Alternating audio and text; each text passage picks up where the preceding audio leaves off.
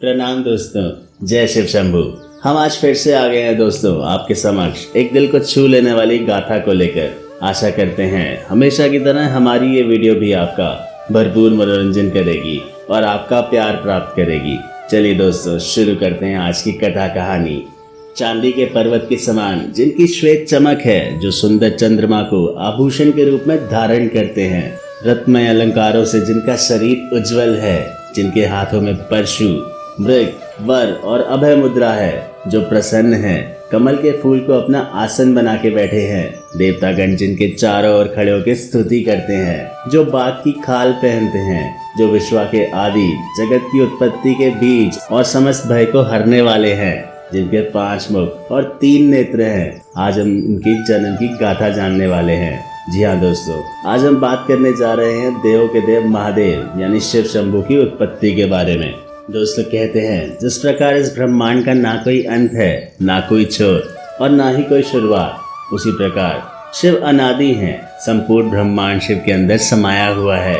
भगवान शिव स्वयंभू हैं, जिनका ना कोई आदि है और ना कोई अंत। तभी तो इन्हें अमर, अजर, अविनाशी कहा जाता है।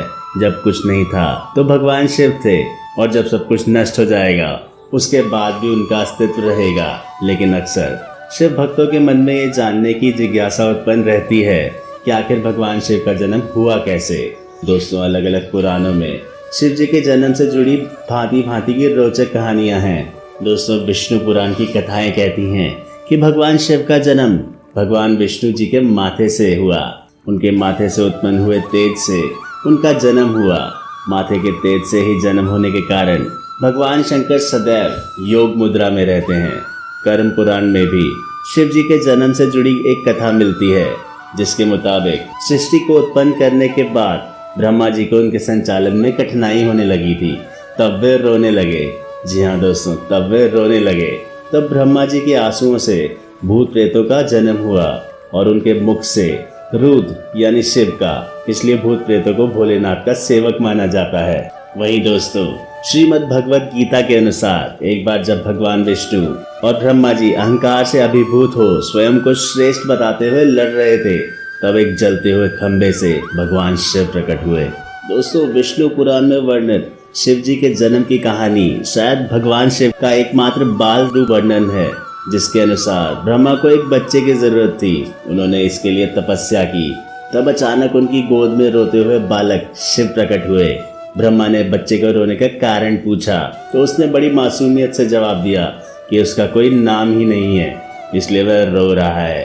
तब ब्रह्मा ने शिव जी का नाम रुद्र रखा, जिसका अर्थ होता है रोने वाला।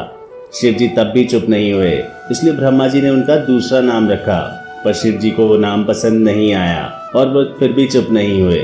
इस तरह से शिव जी को चुप कराने के लिए ब्रह्मा ने 8 नाम दिए और शिव 8 नामों यानी रुद्र, शब्द, भाव, उग्र, भीम, पशुपति, ईशान और महादेव के नाम से जाने गए। शिव पुराण के अनुसार यह नाम पृथ्वी पर भी लिखे गए थे। लेकिन दोस्तों आप ये जानने के लिए बेहद ही उत्सुक होंगे कि आखिर क्यों ब्रह्मा जी की गोद में शिव जी प्रकट हुए। उसके पीछे भी एक छोटी सी कथा है, आइए जानते हैं।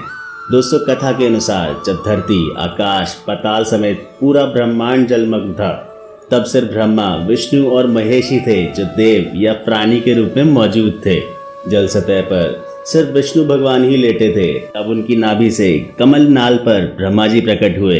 वहीं जब दोनों सृष्टि के बारे में बातचीत कर रहे थे, तब भगवान शिव जी प्रकट हुए, लेकिन ब्रह्मा जी ने उन्हें पहचानने से साफ इनकार कर दिया।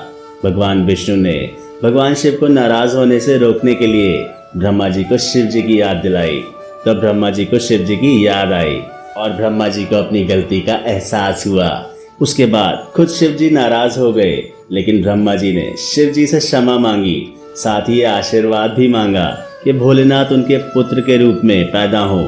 इस बात को शिव जी ने स्वीकार किया। दोस्तों शिव पुराण के अनुसार भगवान सदाशिव और पराशक्ति अंबिका से ही भगवान शंकर की उत्पत्ति मानी गई है। उस अंबिका को प्रकृति, सर्वेश्वरी, त्रिदेव जननी यानी ब्रह्मा, विष्णु और महेश की माता माना जाता है। काल रूपी ब्रह्म सदाशिव ने शक्ति के साथ शिवलोक नामक क्षेत्र का निर्माण किया। उस उत्तम क्षेत्र को आज काशी कहते हैं।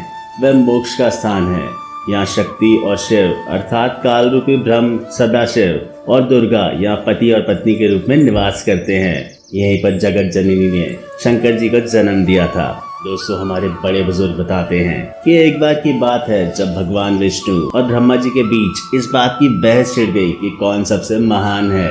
इस बात को लेकर जब दोनों बहस कर रहे थे तब एक खंबे के रूप में महादेव उनके बीच में आ गए। वो दोनों इस रहस्य को समझ नहीं पाए और तभी अचानक से एक आवाज आई जिसने कहा कि जो भी इस खंबे का छोर ढूंढ लेगा वो ही सबसे महान कहलाएगा। ये सुनते ही ब्रह्मा जी ने एक पक्षी का रूप लिया और खंबे का ऊपरी हिस्सा ढूंढने निकल गए। वहीं विष्णु जी ने वराह का रूप धारण किया और खंबे के अंत को ढूंढने निकल गए। बहुत देर तक खोज करने के बाद जब इन दोनों में से किसी को भी खंबे का छोर नहीं मिला तो दोनों ने हार मान ली। इसके बाद भगवान शिव अपने असली रूप में आए। फिर भगवान विष्णु और ब्रह्मा जी ने मान लिया कि वही सबसे महान और शक्तिशाली है। ये खंबा उनके न जन्म लेने और न मरने का प्रतीक है। इस कारण से ये कहा जाता है दोस्तों कि भगवान शिव स्वयंभू हैं, यानी वह अमर हैं। तो दोस्तों, ये थी शिव जी के जन्म से जुड़ी विविध घटनाएं। वजह कोई भी हो दोस्तों, पर अंत में जन्म ऐसी शक्ति का हुआ जिसने आज तक सृष्टि को संभाल के रखा हुआ है। आशा करते हैं हम आज फिर आपको अपने सफर में बांध कर रख पाए होंगे और आपको भरपूर ज्ञान की प्राप्ति करवा पाए होंगे। वीडियो का अंत करेंगे एक छोटी सी कविता के साथ। ओम में ही आस्था, ओम में ही विश्वास, ओम में ही शक्ति, ओम में ही सारा संसार, ओम में ही होती है अच्छे दिन की शुरुआत। ओम नमः शिवाय। भक्तों, कमेंट में जरूर लिखिए ओम नमः शिवाय।